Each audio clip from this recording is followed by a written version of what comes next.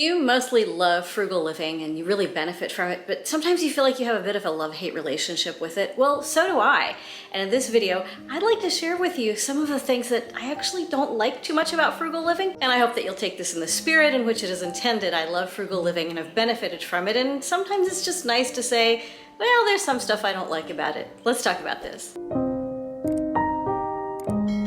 Welcome, I'm Amy, and here at Frugal Over 50, I give tips and tools for frugal living.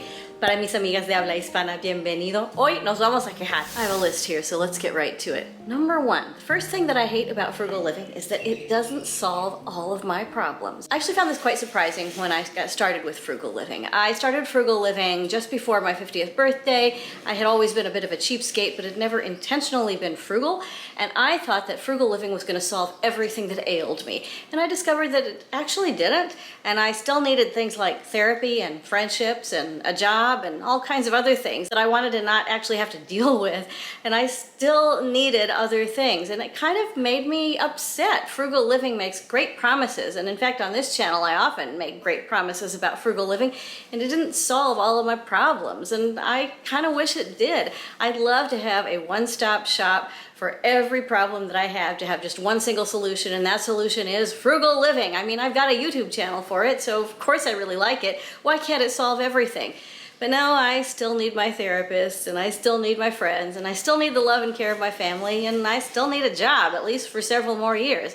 So it hasn't really solved everything, and I don't love that. Number two, and the exact reason why I started my channel, frugal living is hard for me, and I don't like that it's hard. I don't like hard things. I want easy things, and frugal living is hard for me. That may not be true for you. I know that a lot of you in the comments talk about how you have lived frugally all of your lives. You learned this from your parents and grandparents, and it's a source of great joy and empowerment for you. For me, it's really hard, and one of the things that I need this channel for is accountability, so that I stay frugal. I don't always understand how to make the frugal choice that benefits me and my family. I don't always get it. It's hard.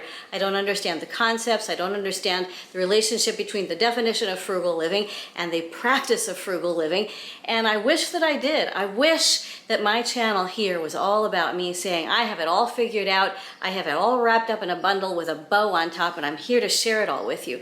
But no, it's hard for me, and one of the reasons that I keep going is because I am still learning, so it's hard. Number three, frugal living takes time, and I don't always like that. Although I have another video coming up about things that I love about frugal living, and it takes time shows up on that list as well. It's really two sides of the same coin. When I am baking bread, for instance, I am not out buying things at the local supermarket. When I am baking bread, though, I am not out buying things at the local supermarket. Do you hear the difference in tone? Sometimes I don't like how much time frugal living takes. I don't like the time that it takes where I have to stop and really think. I often genuinely don't like stopping to put a little space between the impulse and the purchase. All that time in there, I don't enjoy it very much. I talk about it a lot, but sometimes I don't like it. It's uncomfortable. I just want to make the purchase and feel okay about it. But now that I know about frugal living, I have to take that time, and I don't always want to. I don't want to see the mess that non-frugal living has made of my life. Instead, I want to just make more mess, but I can see the mess that non-frugal living made of my life now, and so I have to take the time, and I don't always like it. Number four, sometimes in my frugal living journey, I feel a bit judged. And I don't think anybody intends for me to feel judged, but I feel that way, and that makes it something I don't like. Like, oh, all these frugal people, they're so much more frugal than I am. They really have it all together, and I just don't, and they're judging me. That's probably a problem I should take to my therapist. See above under, frugal living doesn't solve all of my problems. But still, it is something that I feel often. And sometimes I'll read things about frugal living or watch things about frugal living, and I'll think, I don't know, these people, they seem really judgmental, and I wish that I didn't feel judged by other people's frugal living advice or information or tips or journeys, but sometimes I do. I feel like their statements about what works for them is somehow a judgment against me and something that I need to be doing, and I haven't quite wrestled with that enough to come up with a good solution. When I come up with a good solution, I'll let you know. In the meantime, how have you dealt with that feeling that somebody else is farther along on their journey and they're out there just judging you? What do you do to feel better about yourself? I want to know. Now, wherever you are on your frugal living journey, if you love talking about frugal living and sharing with others, give this video a like. And if you haven't yet subscribed, go ahead and subscribe to the channel. And if you'd like to contribute to the growth of the channel, click the link below for Buy Me a Coffee, where you can make a one-time contribution or you can become a monthly member. Let's get back to these things that I don't like so much about frugal living. One of the things that I wish frugal living did, and it doesn't do, is solve poverty. Individually, most of us can improve our financial situation and our state of poverty somewhat through frugal living. But not everybody can do that, and frugal living in and of itself doesn't solve the poverty problem that we have in whatever country you're watching this from or globally. Poverty is a problem that individually, as I make my choices at the grocery store, I can't really do anything about that. And I kind of hate that.